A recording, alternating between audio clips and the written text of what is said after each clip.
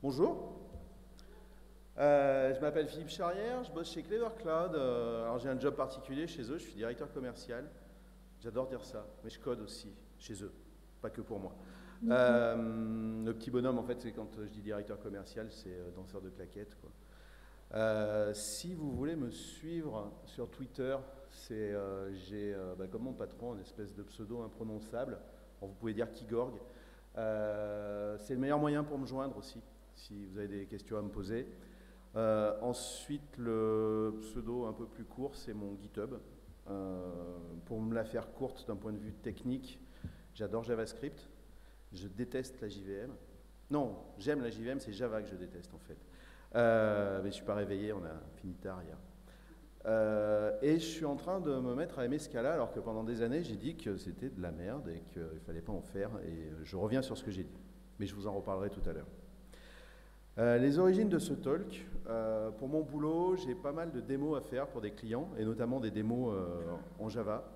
Et on nous demande de plus en plus si on sait faire tourner du microservice, si telle architecture va tourner. Donc je m'y suis mis. Je voulais aussi monter en compétence sur le sujet des microservices et puis sur le sujet Vertix. Je vous expliquerai pourquoi j'ai utilisé Vertix. Et puis j'aime bien après partager quand j'ai bien galéré pendant des semaines à comprendre quelque chose. J'aime bien le restituer autant que ça serve à d'autres. Donc du coup, en fait, j'ai transformé une des démos que j'ai faites pour Clever pour l'utiliser pour ce talk-là. Alors elle n'a plus rien à voir avec la démo client. Je l'ai décortiqué, j'ai extrait tous les bouts de code que je trouvais intéressants pour tenter de vous expliquer comment on fait du microservice avec Vertix. C'est la troisième version de cette présentation. On me fait des remarques dessus, donc j'ai rajouté quelques slides pour cette V3. Donc on verra si je suis capable d'aller au bout et de tenir dans les temps. Je vais vous parler quand même un petit peu des microservices, parce que je passais assez rapidement dessus. Alors, les microservices, ce sont des... Alors, c'est ma citation, après, il y a plein d'autres définitions, mais ce sont des morceaux d'application qui sont développés de manière indépendante, et une fois que vous les regroupez, ben, vous avez une application complète. Ces applications, enfin, ces morceaux d'application sont déployés de manière totalement indépendante, et peuvent être gérés et développés par des toutes petites équipes. Ça a un gros avantage, on y reviendra plus loin. Une règle, c'est un microservice, il doit être petit et puis il doit résoudre un seul problème. S'il fait plus de choses, c'est plus un microservice. Alors, quelles seraient les qualités pour faire un bon microservice? Pareil, c'est moi ce que j'estime être les qualités pour être un bon microservice. Vous n'êtes pas obligé de toutes les prendre, il y en a peut-être d'autres. Donc, comme je disais avant, il y a avoir un seul objectif, une seule chose à faire. Essayer d'encapsuler ses propres données. Un microservice, toutes les données qu'il concerne, c'est lui qui les embarque. Il aura sa propre base de données ou son propre système de stockage. Et s'il doit discuter avec le monde extérieur, il faut utiliser une API, fournie par d'autres microservices par exemple. Parce que si vous commencez à partager les données entre microservices, vous avez un mode de... Enfin, vos microservices deviennent dépendants, il y a un couplage, et en fait, si vous en coupez un, ça fout le bazar. Et votre application fonctionne beaucoup moins bien. Il faut que l'équipe s'approprie le microservice. C'est-à-dire, alors en anglais ils disent ownership. Normalement, pour faire du microservice, il faut une petite équipe, 2 à 7 personnes. 7, c'est déjà beaucoup pour un microservice. Et l'équipe, elle va tout faire. Elle va développer, déployer, gérer le microservice.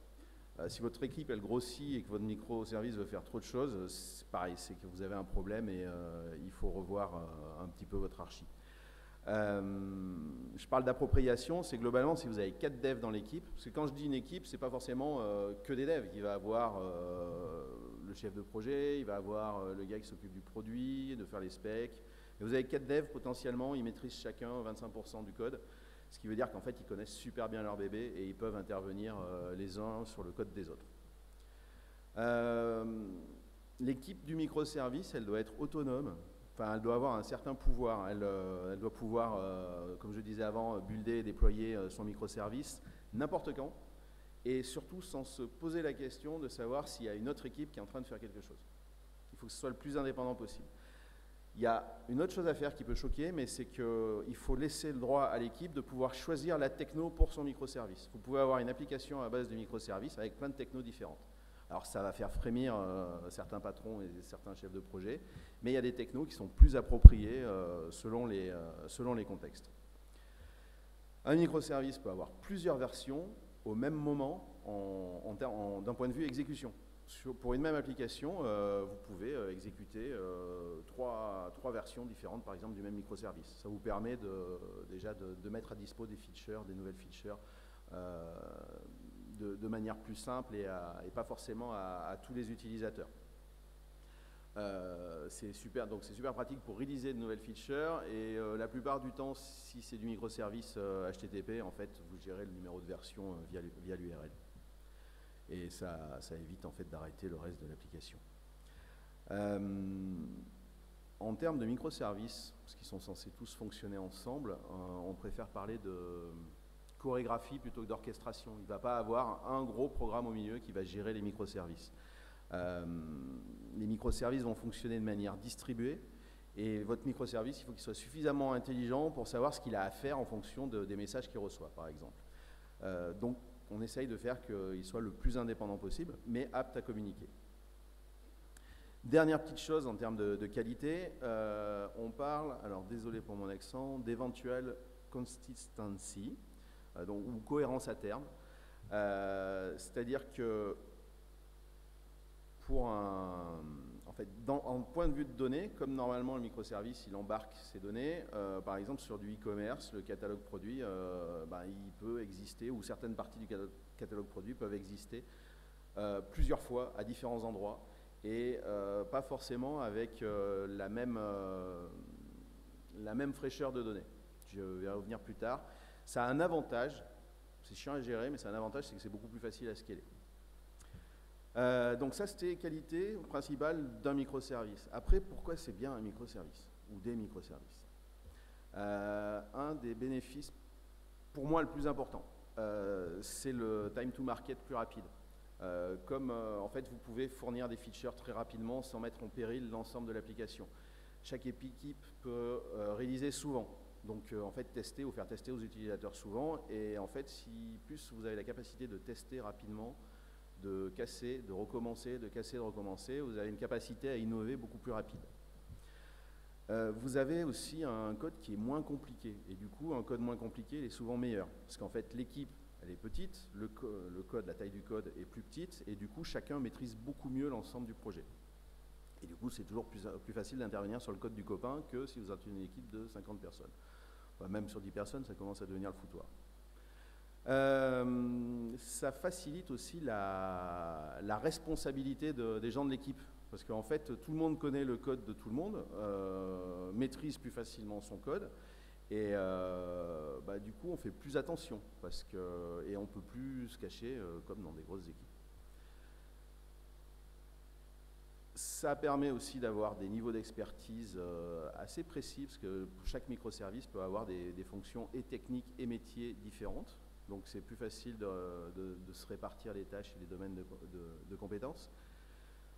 Tout ce qui est externalisation est plus facile. C'est-à-dire vous pouvez vraiment jouer au Lego et vous avez développé un microservice dans l'application et vous trouvez qu'il n'est pas bien et qu'il y a un service extérieur qui le fait mieux que vous, je sais pas, du paiement par exemple. Vous pouvez enlever votre microservice et puis vous pluguer sur un service externe. D'où le terme externalisation.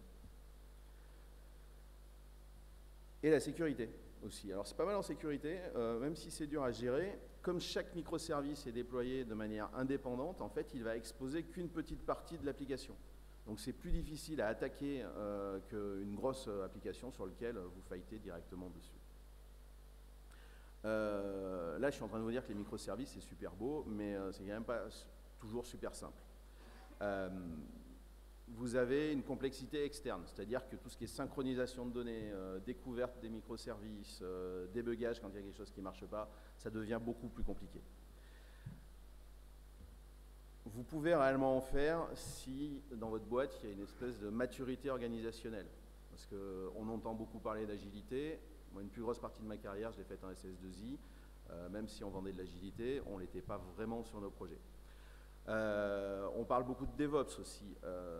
C'est super chouette DevOps, mais c'est pas si simple que ça, et il n'y a pas beaucoup de boîtes qui font du DevOps à 100%. Mais il y en a. On parle de microservices, c'est distribué, donc forcément, on va penser au cloud aussi. Et maîtriser ce qui se passe sur un cloud, c'est pas forcément facile. Donc, faut se préparer, on va dire, psychologiquement à faire du microservice. Il faut préparer aussi vos patrons à faire du au fait que vous allez faire du microservice. On parle de, alors, en anglais ils disaient duplication, moi je parle de multiplication. C'est multiplication des ressources. Avant, le boss de la boîte, il achetait une seule grosse base de données et puis un serveur d'application. Là, chaque équipe peut faire ses courses et décider de dire, moi je vais utiliser ça ou ça. Donc ça va un peu lui faire bizarre. Et les technos vont être hétérogènes. Et puis il n'aura pas une seule grosse base de données. Donc il y a un modèle de compréhension à apporter on va dire, aux décideurs. Et puis les compétences nécessaires se multiplient. Vous ne pouvez plus avoir de gens réellement généralistes. On va revenir aussi à la cohérence à terme. C'est pas super facile de gérer le fait que votre produit, je ne sais pas, le Blu-ray de Galactica par exemple, est disponible mais à différents prix, alors que normalement il est censé avoir qu'un seul prix, mais ça a pu évoluer dans le temps. Il y a différentes solutions pour gérer ça. Alors, je ne vais pas en parler aujourd'hui, mais une solution est l'event sourcing, par exemple. Donc, ce n'est pas simple à mettre en œuvre et il faut le savoir. Et puis, en plus, vous pouvez avoir des données en cache, des choses comme ça. Donc, elles ne sont pas toujours fraîches. En termes de tests, alors des fois c'est simple, des fois ça ne l'est pas. Vous avez le test en local de votre microservice, c'est super facile à faire. Par contre, les tests d'intégration, ça peut devenir plus compliqué, parce que si vous avez un microservice par VM ou par container et que vous avez 100 microservices et que vous commencez à déployer et que ça ne commence pas à marcher, le temps va vous paraître très long. Le monitoring n'est pas simple non plus. Si vous avez un microservice qui ne va pas bien, alors déjà il faut l'identifier, mais ça en général c'est pas trop compliqué, mais après il va falloir tracer les dépendances de ce microservice. Donc il y a des outillages pour ça, mais il ne faut pas imaginer que le microservice c'est facile. Alors moi au démarrage de la préparation de cette presse et des démos que j'ai faites chez Clever, je croyais que c'était facile. Et je suis allé de surprise en surprise. Donc globalement pour la partie générale sur le microservice, c'est fini. Je vous parle un petit peu de Vertix, c'est ce que j'ai utilisé. C'est un framework web de chez Red Hat et qui permet en l'occurrence de faire aussi du microservice. Et qui m'a permis de le faire en cohérence avec les choses dont je vous ai parlé avant. Pourquoi j'aime bien Vertix, c'est que vous n'avez pas besoin de serveur d'application, pas de servlet. C'est simple à utiliser, facile à coder, facile à builder, facile à déployer. Je vous ai dit que j'aimais pas Java.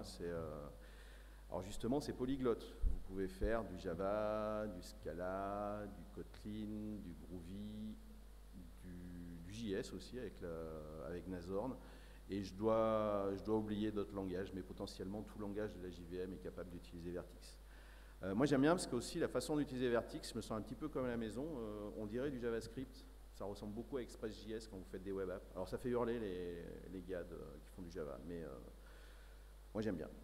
Ça a un autre avantage, c'est que c'est asynchrone aussi. Et puis, avantage pas des moindres, c'est que l'équipe de Vertix, c'est plutôt une Dream Team et avec beaucoup de Français dedans. Donc pour avoir des informations et discuter, des fois c'est plus facile. Et on les croise souvent dans les confs, donc c'est super pour avoir des petits trucs qui ne sont pas forcément dans la doc.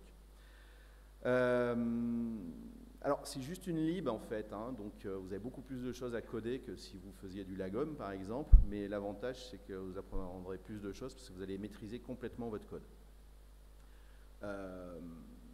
Donc ça c'était pourquoi j'aime Vertix. En ce qui concerne la partie des microservices, il y a des petits trucs sympas, c'est que Vertix est agnostique complètement sur la partie discovery, c'est-à-dire la partie qui va gérer les microservices et qui va vous permettre de retrouver leur adresse par exemple. Alors de base, ils utilisent du Hazelcast. Ils vous fournissent les objets pour utiliser d'autres systèmes de discovery. Par exemple, moi j'ai utilisé du Redis pour ma démo. C'est léger, ça se déploie très vite. Et il fournit aussi les composants pour que vous puissiez avoir une architecture la plus stable et la plus résiliente possible, comme des health checks ou des circuits breakers. Il y en a d'autres, mais c'est les deux que j'utilise dans ma démo. Je vous conseille ce petit bouquin gratuit de chez Aurélie, écrit par Clément Escoffier. Alors, il n'est pas autoportant. Si vous n'avez pas la doc de Redis, le bouquin ne vous suffira pas à faire tout de suite du microservice, mais il est clair sur plein de sujets et plein de patterns. Si vous voulez vous initier à Vertix, il y a un guide qui a été écrit principalement par Julien Ponge sur Vertix en général, qui est très, très facile d'emploi. Et on me demande souvent aussi, mais est-ce que les gens utilisent Vertix? Oui, il y a pas mal de monde qui commence à l'utiliser, donc c'est vraiment un framework sérieux. On va rentrer un peu dans le vif du sujet. Un microservice Vertix, ça ressemble à ça.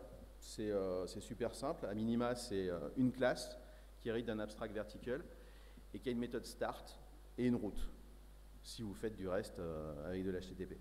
Alors du coup, quand mon boss m'a demandé il y a quelques mois, Philippe, est-ce que tu peux nous préparer des démos microservices sur notre plateforme? Je dis, bah oui, c'est facile, il n'y a pas de problème.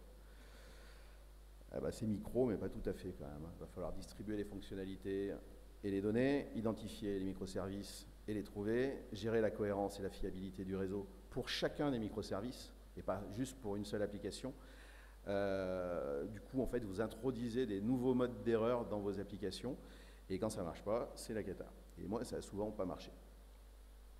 Bon, du coup, ça m'a fait une démo que j'ai appelée Le Plan. Est-ce que vous connaissez Battlestar Galactica? Ah, c'est bien, parce que selon les régions, il y en a qui ne connaissent pas. Et je vois que c'est bien. Donc, il y a eu, pendant la série, ils ont fait un film qui s'appelle Le Plan, et qui est la vision du combat entre les humains et les Cylons, mais vu par les Cylons. Bon, à la fin, les humains ont gagné. Mais alors moi, du coup, ma démo, c'est je voulais essayer d'utiliser les patterns de Vertix et des microservices pour aider les Cylons à gagner, avec deux contraintes. Je fais du HTTP et du Redis. Pourquoi je fais ça? C'est parce que je suis sûr que ça va passer partout et sur n'importe quelle plateforme. La démo, je ne suis pas un grand designer, donc en fait, ça va ressembler à des petits ronds de couleurs qui bougent. Les petits ronds, c'est les raiders, c'est les vaisseaux d'attaque. Ils sont très cons, donc ils sont pilotés par les bestars, qui sont les vaisseaux mères, et qui calculent à l'avance les coordonnées des raiders, en essayant de faire qu'ils ne se rendent pas dedans. J'ai utilisé un algo qui s'appelle l'algo des boïdes. Alors je ne le montre pas là-dedans, mais ça se trouve sur Internet, et puis de toute façon, vous aurez accès à mon code, donc il n'y a pas de souci. Et l'objectif, c'était que, en fait, le raider, quand il arrive sur le champ de bataille, dans l'espace, il choisit un bestar qui va le piloter. Mais les bestars, ils peuvent se faire descendre par les humains, et du coup, le raider se retrouve immobile, ou à glisser, on va dire, dans l'espace. Donc du coup, il faut qu'il se retrouve un bestar. Donc c'était l'espèce de résilience de mon application. À chaque fois que je regarde mon code, je me dis tiens, il faudrait que je le casse et que je refasse autrement, mais ça marche. Donc je vais vous parler des bestars, des web apps que j'ai utilisés pour afficher les informations, des raiders et puis de quelques conclusions. Alors les bestars, je vous ai dit que j'aimais pas Java, mais je les ai quand même fait en Java parce que c'est la partie qui est la mieux documentée dans Vertix. Il y a deux façons de faire, il y a du Java et il y a du RX Java. Alors j'ai pas fait RX Java parce que je savais pas l'utiliser, que j'avais pas le temps. J'en ai une version qui traîne à côté, mais j'ai très vite complexifié mon code parce que je ne maîtrise pas on va dire les patterns de RX. Donc le bestar, il a besoin d'un service discovery, c'est-à-dire un mode pour aller rechercher où sont les autres microservices, et d'un back-end. Mon back-end et mon service discovery seront gérés par une base Redis, donc, et Vertix fournit tout ce qu'il faut pour s'y connecter.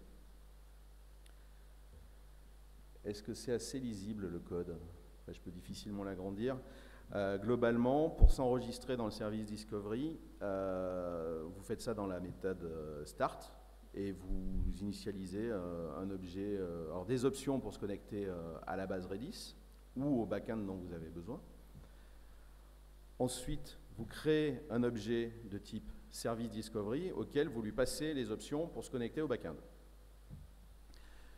Une fois que vous avez ça, vous avez besoin d'un record qui va en fait décrire votre microservice. Donc il y a des données obligatoires qui sont le nom du service, le host, le port et l'URL de départ pour accéder à l'API. Vous pouvez ajouter à ce record descriptif du microservice d'autres données à partir d'un objet JSON. Donc là, je lui dis, ça va être un bestar, je lui dis un petit message d'accueil, je crois que je ne m'en sers pas dans mon code, mais c'était pour donner l'exemple. Je donne une autre URL dont on peut se servir. J'ai un compteur de reader, c'est-à-dire je suis un best star et je vais gérer X reader et ce compteur sera mis à jour en fonction du nombre de readers connectés.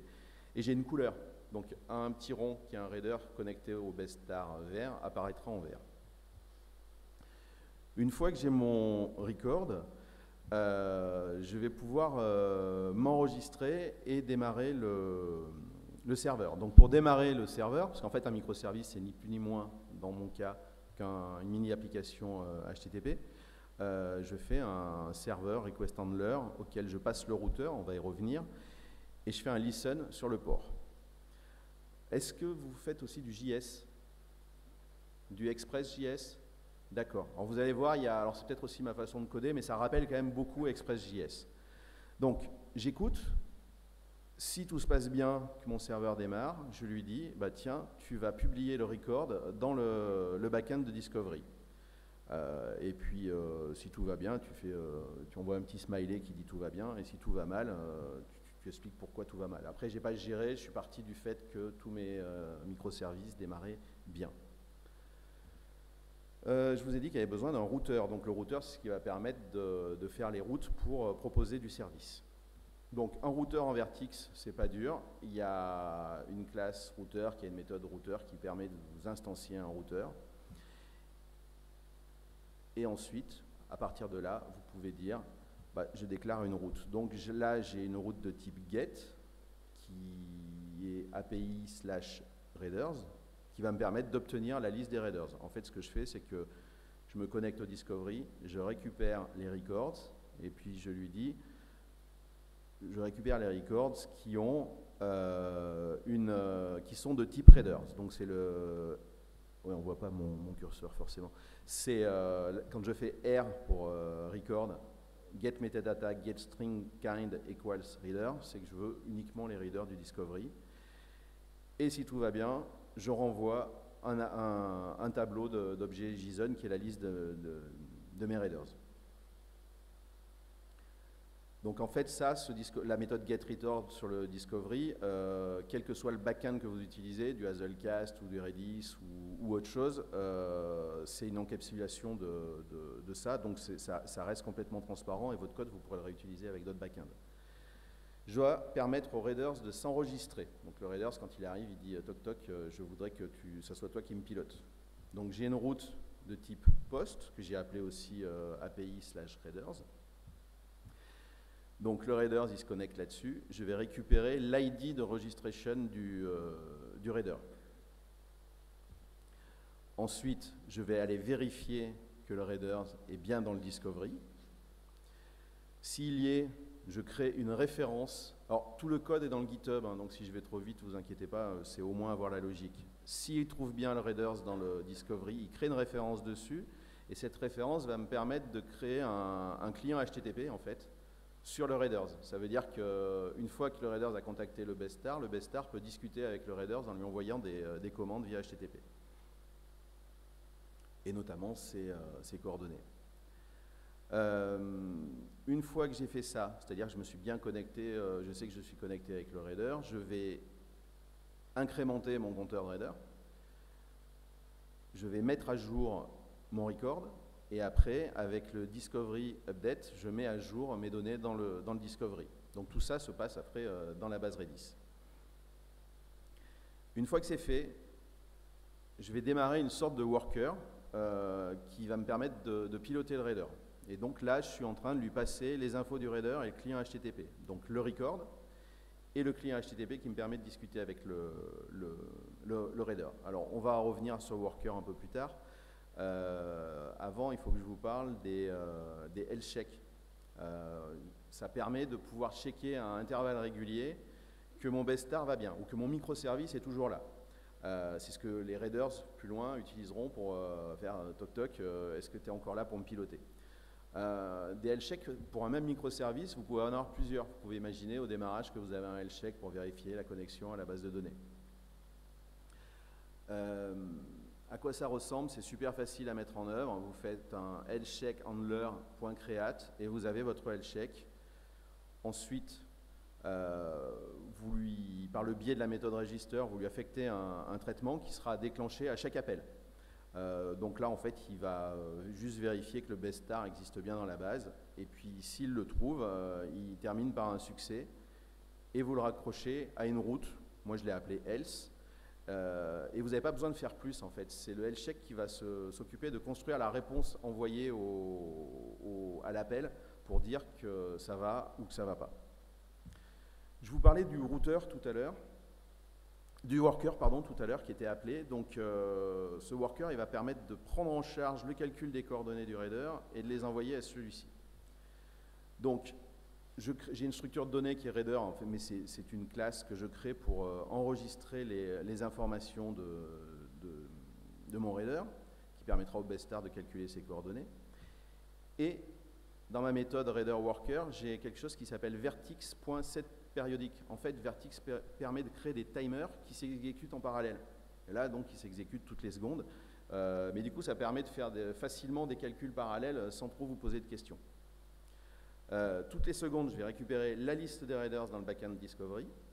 Une fois que j'aurai ça, eh ben, je vais calculer les coordonnées de mon raider, celui dont je m'occupe, par rapport à l'ensemble des autres raiders. Et du coup, le point move, en fait, fait calculer les dernières coordonnées que je passe via le client HTTP à mon raider en lui disant voilà tes nouvelles coordonnées, ta vélocité, parce qu'il a besoin de vitesse pour avancer dans l'espace. Et puis voilà, donc il affiche que tout va bien si la requête va au bout, et si la requête ne va pas au bout, il estime qu'il n'a pas pu joindre le raider et il décrémente son compteur. Donc le récap, on va passer parce que sinon j'aurai pas trop de temps. Je vais juste commencer à démarrer une partie de mon application, de ma démo. Donc je dois démarrer le Redis. Ah pardon, tu fais bien de me le dire. Hop. On voit pas beaucoup mieux. Oui. J'y vois rien.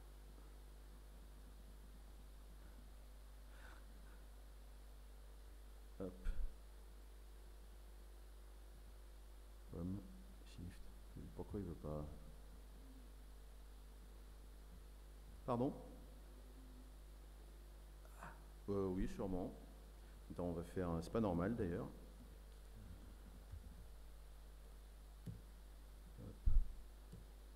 Voilà, ça va mieux. J'avais dit que je démarrais quoi aussi? Que je démarrais mes bestars.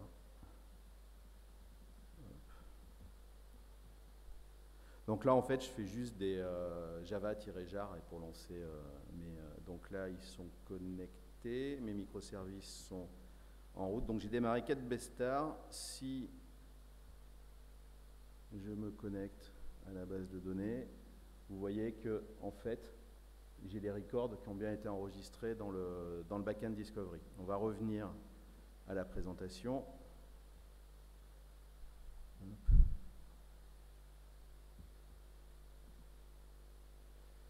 Ma web app, je l'ai faite en Scala et en JavaScript. Alors, je me suis un peu compliqué la vie pour rien, mais en fait, elle sert à aller interroger le backend Discovery. Donc, le backend de la web app est en Scala.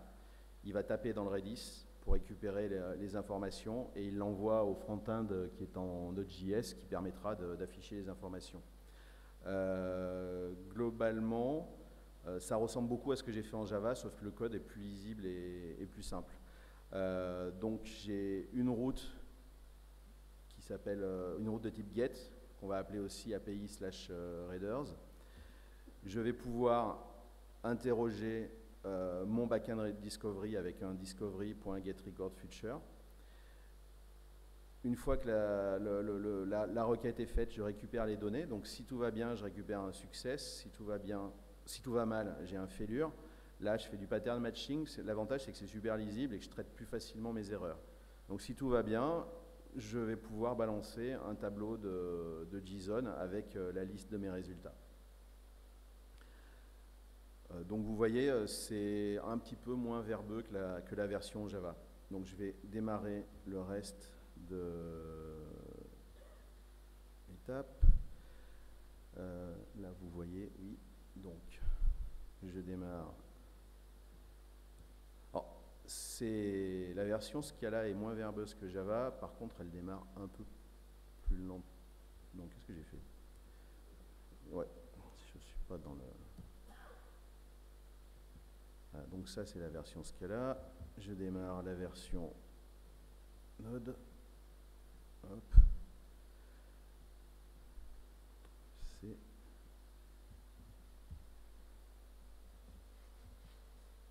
J'ai des gros doigts.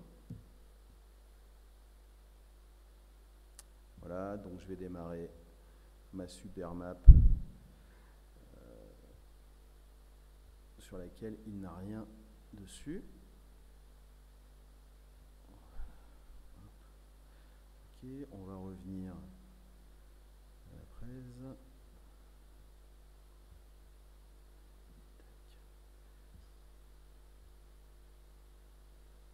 Donc les Raiders, je ne les ai pas fait en Java, je les ai fait en Kotlin, parce qu'en fait au bout de quelques jours de Java, j'avais les yeux qui piquaient et mon code devenait illisible. Alors c'est en grande partie à cause de moi aussi, parce que je ne suis pas un très bon développeur Java. Pourquoi Kotlin? Parce que je voulais m'y mettre, c'est le petit truc hype du moment.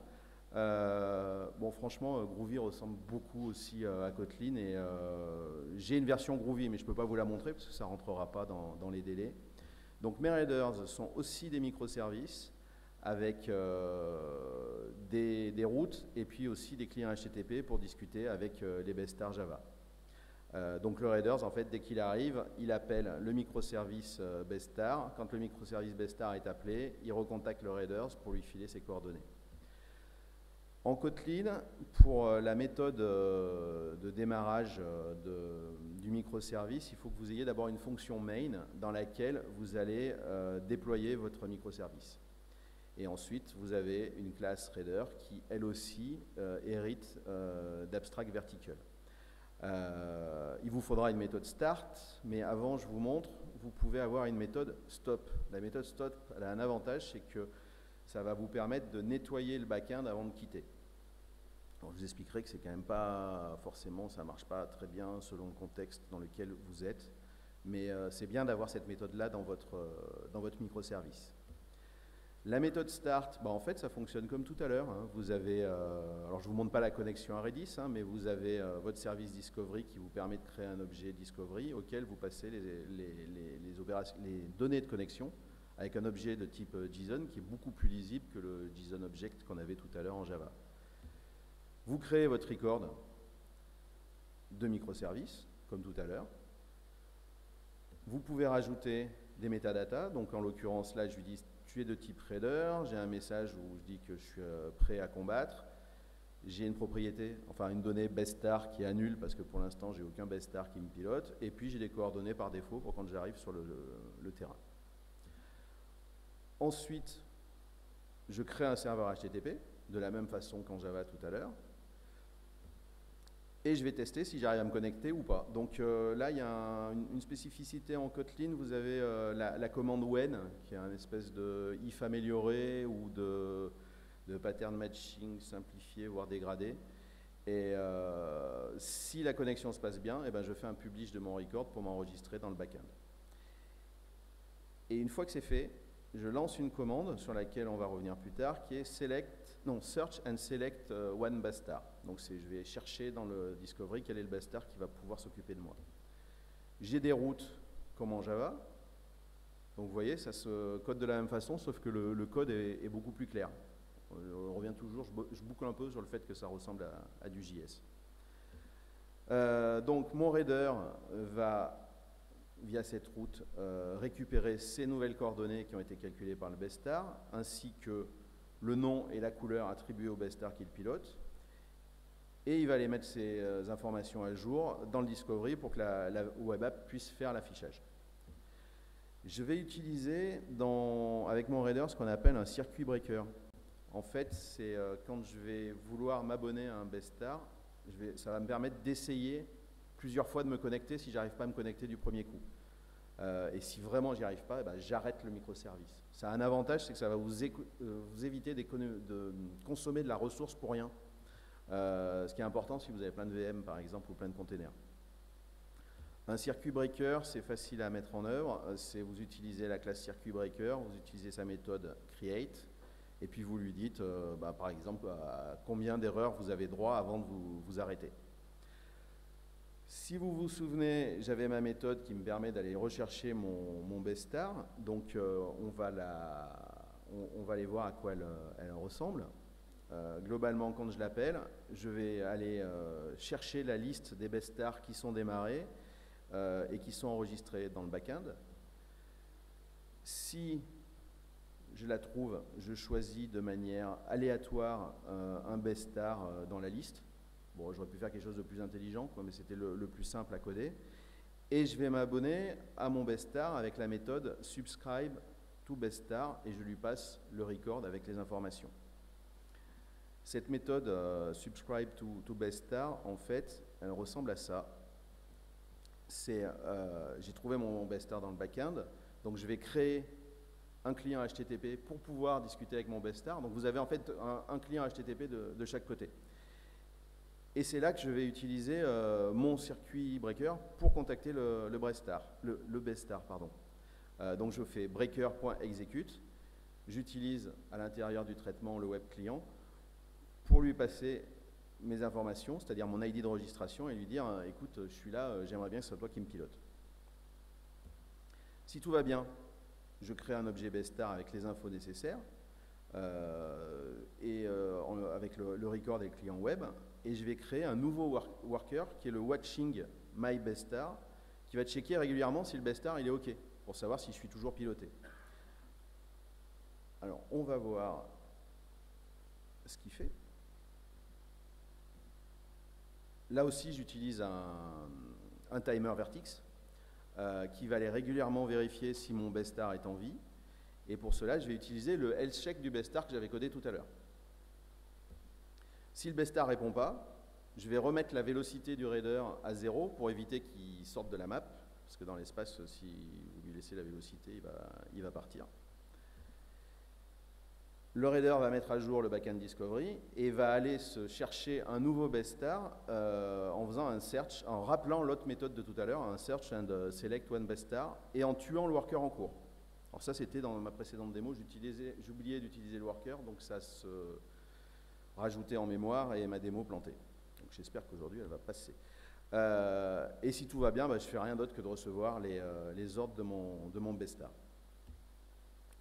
Ça, on va le passer, c'est juste, j'ai rajouté les routes qui sont utilisées entre les best stars et les raiders. Donc je vais démarrer mes raiders.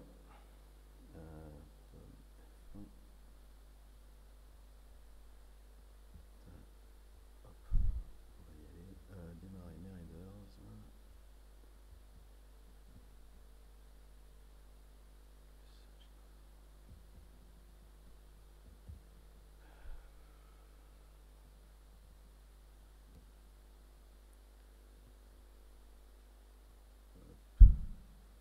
Donc là,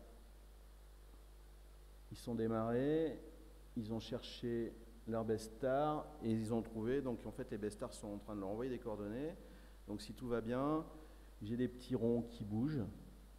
Alors, il y a du rouge et il y a un mauve au milieu, on voit pas bien, et un vert. Donc donc j'en ai un, deux, on va réduire. Hop. Ah oui, c'est bête ce que je fais. Donc je vais faire un JC. Donc j'ai bien mes raiders, j'ai des best stars, je vais faire un kill 53 567. Donc normalement, donc je pense que j'ai tué le seul raider qui n'était pas utilisé. 53 547.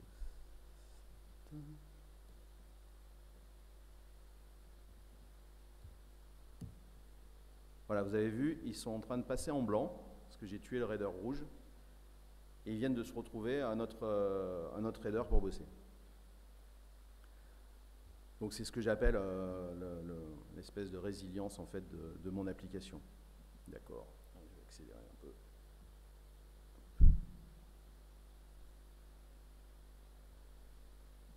Euh, Il y avait une question que je me suis posée. Bon, c'est bien Vertex et Polyglotte, mais en microservice, vous disiez qu'on peut utiliser différentes technologies. Et qu'est-ce que je veux faire si je veux jouer avec mon back-end, mais en faisant du Node, par exemple, ou du Rust, ou peu importe ce qu'il faut. Un truc qui n'est pas forcément dans la doc, c'est pour ça que ça vaut le coup de discuter avec les gens dans les confs. Vous avez, enfin ça doit être dans la doc, mais c'est super caché. Vous avez une classe qui s'appelle Service Discovery REST Endpoint.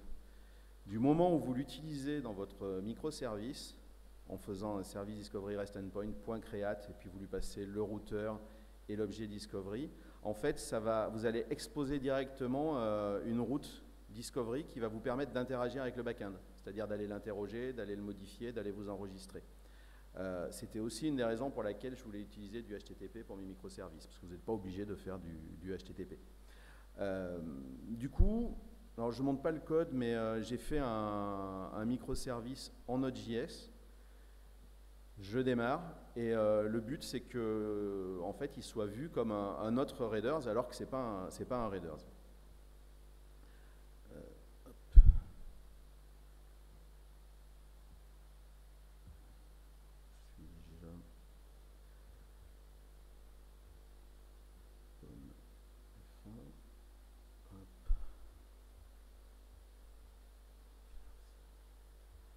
Alors, ils sont toujours en train de bouger, donc la démo n'a pas planté. Il faut que je retrouve la version. Je l'appelais comment? Fake. Merci. Et normalement, voilà, j'ai un fake raider qui vient d'apparaître, qui s'est connecté au bestar vert et qui n'est pas du tout du Java, c'est du pur JS. Donc en fait, du coup, c'est vraiment facile d'utiliser d'autres technos dans une architecture à base de Vertex. Même si l'équipe Vertex va vous dire, mais non, pas la peine, il faut utiliser que du Vertex, c'est mieux. Mais en entreprise, vous n'avez pas forcément le choix, et puis des fois, c'est bien d'utiliser d'autres choses.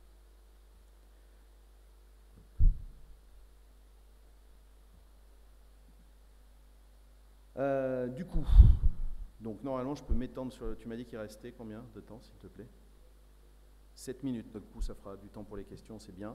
Alors ma démo, je l'ai cassée plusieurs fois, je l'ai réécrite plusieurs fois, elle n'est pas complète, elle continue d'évoluer. J'ai des petits camarades en fait qui bossent dessus, j'ai pas fait de synchro des repos parce que pas prendre le risque que ça marche pas. Qu'est-ce que j'ai fait? Alors, elle se déploie sur le cloud, mais j'ai eu des surprises. Vous vous souvenez, je vous parlais de la méthode stop qu'il y avait dans les microservices. Quand vous faites un CTRL-C ou un exit dans votre terminal, cette méthode stop, elle est bien appelée. Par contre, quand vous stoppez une VM ou un container, la méthode, elle n'est pas appelée du tout. Donc, je me retrouvais avec des raiders fantômes. Ou quand vous faites du déploiement continu en mode blue-green, vous avez plusieurs VM qui se montent d'un coup et ça multipliait les raiders. Donc en fait, ce qu'il faut des fois, c'est avoir d'autres services ou d'autres applications qui vont gérer, en faisant par le biais de L-check par exemple, que vos microservices existent ou pas pour mettre à jour le back-end. Parce que du coup, j'avais un back-end qui ne reflétait pas ce que je m'attendais à voir. Il faut que je refactore mon code et que je remette tout à plat, parce que bien sûr, c'est de la démo. J'ai commencé de le faire, mais d'écrire un autre service Discovery Backend en utilisant le PubSub de Redis et un autre en faisant du MQTT. Mais vous pouvez, en fait, il y a une classe qui est fournie par Vertex qui vous permet de faire votre propre Discovery. Et vous pouvez le faire avec quelque chose qui marche juste en HTTP en mémoire, avec du MongoDB, ce que vous voulez. En ce qui concerne la répartition des raiders sur les best stars, j'ai envie de tester aussi quelque chose avec un reverse proxy, mais pour l'instant, je n'ai pas eu le temps de le faire. Et puis, je voudrais aussi ajouter les 12 colonies dans la démo, parce que vous avez vu, je tuais les best stars à la main en faisant des kills. Là, je voudrais faire des microservices qui vont eux-mêmes faire les kills, qui vont représenter les humains et qui vont tuer les best stars. Et puis, un autre sujet, mais il faudrait doubler le temps, je pense, de la presse, c'est bosser sur la partie sécu et authentification. Il y a différentes possibilités de le faire. Pour l'instant, j'ai deux pistes. J'ai JWT et puis peut-être aussi utiliser serveur Keycloak En plus, comme c'est chez Red Hat aussi, ça va être plus facile d'avoir les informations. Du coup, déjà, merci à vous de m'avoir écouté. Merci à BDXIO de m'avoir fait venir. Et puis aussi, je remercie Clément Escoffier, Julien Viette et Julien Ponge. Alors, ce n'est pas les seuls de l'équipe Vertix, mais c'est ceux que j'ai le plus embêtés et qui ont répondu à mes questions. Donc maintenant, si vous avez des questions, c'est à vous. Et en dessous, il y a le GitHub pour récupérer tout le code. Questions? Ou pas?